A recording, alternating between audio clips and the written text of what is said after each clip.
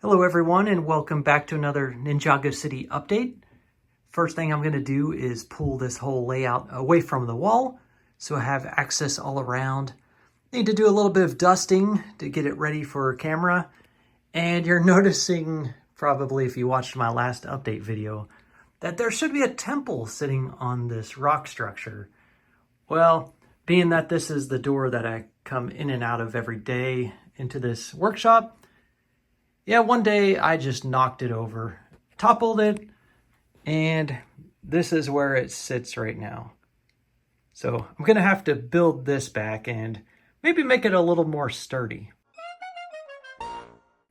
So I've got my Ninjago City out and away from the wall so I can have access all around. It's all dusted off and ready for the update. I'm going to do this expansion first and I'll tell you all about that. Then I'll rebuild the temple later on in this video. I really want to use this same table and not double up or increase the table size at this point because it's only going to shrink my Lego room. So we'll see. Now for the rest of this video, I'm going to be recording it on my iPhone 16 Pro Max. This layout started with the Ninjago City modulars. Here's gardens, the temple that goes with gardens, markets in the middle, city on the right, and then as you wrap around here, there's docks. So the modular buildings form this L shape, and then I did my custom expansion in the back. The expansion in the back allowed me to make this layout rectangular and also to open up the environment to create more space with all of the waterways and a little bit less cluttered. I've expanded upon docks. I've got the Dragonstone Shrine to add ambiance and some natural feel to this otherwise city layout, and some old world feel with the temple. I'll get that back into place later on. But now, what I'm planning on doing is moving this docks out, moving this temple out, and creating a thin strip of base plates, half base plates, 16 by 32s, putting them in here and creating a light rail. It'll be elevated, and this right here, all of this space is enough for a train stop up there on Market. So that's what I'm planning on doing, creating this elevated light rail. Here's the 3 half base plates that I was talking about that will hold the elevated railway. Here's my expansions off to the side for now. Over here is where I'm building the elevated railway. I've got the track on top, tiled over, and got windows on each side of the track just to give it some elegance, I guess. Make it look more modern. I got those pieces from the in-store pab wall. And this elevated track's got a lot of arches to give it nice shaping. And I even got lights underneath. Well, not real lights, but a suggestion of lights to light up the area underneath. Probably where some waterways are going to go. Also, these candlestick pieces I've used for conduit to power up these lights underneath and whatever else needs powered up. And these are the leg supports that are going to be holding up this elevated railway. A lot of snot bricks, jumper plates, and using these railroad pieces for texturing. I put part of my expanded Ninjago City back in, so I'll be able to blend in this new update with previous updates. Most of the studded area underneath this elevated railway will be water. So I want to make that passable by boat all the way through.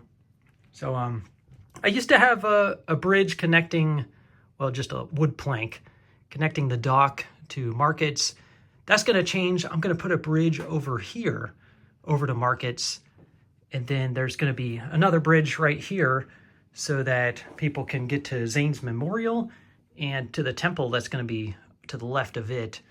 So we'll have a clear passage here except for some walking bridges, some walkways Now, as for the streetcar track itself up here, I'll have interference with this, but it's already been planned. I plan on just taking this out and putting it over here. I think that'll work. All right, I've got the railing added right here, and I put in the railway. Well, temporarily, I'm just kind of sizing it up, making sure it's somewhat level with the second story of Markets. But first, I'm going to work on all of the details down below before I put this in. I've got most of the half base plates plated up with black to give the water more depth to it. It's going to be deep for the most part for small boats to go through. Once I add the 1x2 trans blue tiles, it'll have that depth effect. I've also started on a bridge right here. That's not exactly how it'll look when it's finished, because I ran out of gray pieces, so I had to use a brown arch right there. So I won't be able to complete the bridges in this update, but you get a sense of what it's going to look like right there, crossing over to Markets. Then there's also going to be a bridge down here. Again, I'm going to leave some studs exposed so I can do some rock work underneath the bridge like I did over here. There's going to be vegetation in the waters that match vegetation throughout the official Lego sets around the posts. And speaking of the posts, this one has got some vines and some flowers growing up it, similar to what we have over here in Markets. So the story behind this post is that this stone piece fell off and fell over into the water there.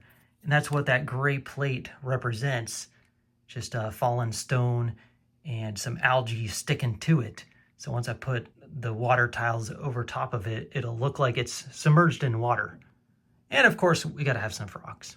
Also brought this boathouse forward one stud so I didn't have the interference with the golden frog up on the roof. And where are the workers that were working on the docks? They left, and a mouse is getting into some of the goods here.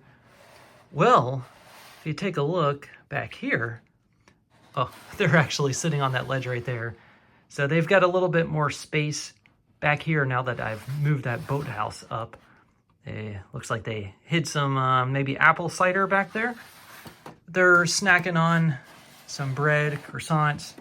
This is a little retreat area for the workers when they don't have work to do. Water has been added. Though I need to order more 1x1 tiles and these green flower pieces to fill in some areas. I built more light fixtures and the power lines are all complete. So it's time to install those and put the bridge into place. Power's hooked up to all of the light fixtures and the bridge is in place. Next, what I'm going to do is bring over the streetcar and test it out. That streetcar over in my city. Oops, looks like I'm gonna have to take one candlestick out of each of these vertical lines so that people can properly cross the bridge. Got that mod corrected now. Sure, I could raise it up another candlestick, but I kind of like it hanging down low. And there's a look through gardens. Looks pretty good. Kai's over there in his workshop. Looks like he's forging a sword. He's looking over this way. He's a little bit angry that these guys are just slacking off. The streetcar has very limited movement with this sort of track. However, this is just a stop, really. It's not intended to go around the whole city, or at least not in this size of layout. So the idea is that it'll pull up here. I'm gonna need to create a little bit more rail and maybe a stop right here so that it can offload passengers through this door and that one. This one's a little bit too far back, so I'm just gonna have these two doors for loading and offloading. This is my modded version of Lego's Downtown Streetcar. Modded it a few times actually, and like how it is right now. However, I'm going to add another streetcar specific to this Ninjago City that's going to be built very similar to this, but I plan on using the yellowish orange color that's seen, well, here and here. And I think that'll look nice and blend into the city. It'll be the number 1 train. This number 2 train will go back into Greenside Cliffs over there. Now, as for the train stop right here, I was thinking about using this kiosk from the original Lego set because, you know, this ticket kiosk and coffee stand blends in really nice with this, I think that's the Borg building. And I think it'll fit in really well right here on Markets. I created nice smooth platforms for the loading off-loading ramps. I did my part to make it wheelchair accessible. As for the rest of Ninjago City, well, it's a bit tough getting around with the wheelchair and a bit dangerous as well. To make room for our new kiosk, I'm going to remove this segment and find a different place in the layout for it. I've got the ticket kiosk / coffee stand added, as well as a departure map and train map. This lady is ready to board the streetcar, so let's move it back into place.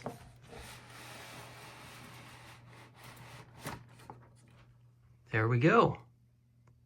And also an extension was added to the bridge so that the train can pull all the way forward and still has a stop here. The train actually stops in the most perfect place, right there. Now take a look at the other side. The platforms line up perfectly with the doors. Get those swung open there. Yeah. Actually, this is turning out a lot better than I anticipated. And this whole coffee stand was not planned, but it fits so perfectly. Look at the matching shapes and colors.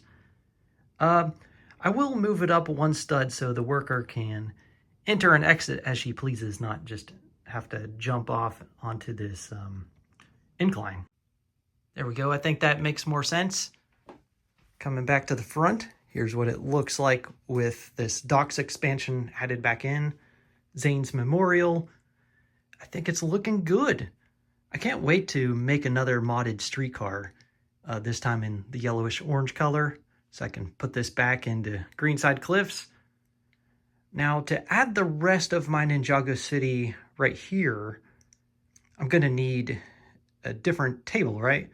Well, I came up with the solution of just making a new tabletop with this plywood piece. So I cut it to size to fit my layout, which is 3 base plates width and 4 base plates length. Actually, the layout width is 3.5 base plates.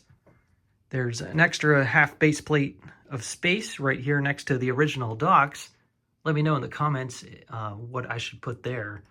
I don't really have an idea yet, but I'm thinking it's going to be some kind of building structure. As for the workers, well, they're back to work, offloading a small boat, and it's time to rebuild that temple. The Temple of Air Jitsu has been restored. I didn't do any structural upgrades like I said I was going to, honestly, because piecing this 3D puzzle together was a chore in itself. I did do a few minor upgrades that are just very subtle. We've got Master Wu in the doorway there, with Lloyd bowing down to him after a lesson. And remember that piece that came from Markets, said I was going to use somewhere else? Well, I made a bench out of it. That bench actually came from the downtown streetcar platform. Yeah, got a lot of use out of that Lego set. The Eiffel Tower is sitting where my Ninjago City used to be. And this is my new place for my Ninjago City layout. Why here? And where's the rest of the track? Does it just go off the edge of the world? Well, I put it here strategically because I'm thinking of one day connecting my 2 cities, Greenside Cliffs and Ninjago City. So I'm going to do the same thing over here in my Lego City, have an elevated railway, take some curved track, and then connect it here. So people from my city can go to Ninjago and vice versa. I think that'll be cool. I'm also happy that it opened up a new plot of land for further expansion. Though it's small, hey, the sky's the limit. It gets me excited to do more updates. Speaking of updates, I do plan to eventually have a mountain backdrop, so you're not seeing so much of the window and wall. It's going to be similar to what I have planned for my Lego City. But that's it for now. Thanks for watching. Hope you enjoyed the updates. Talk to you soon.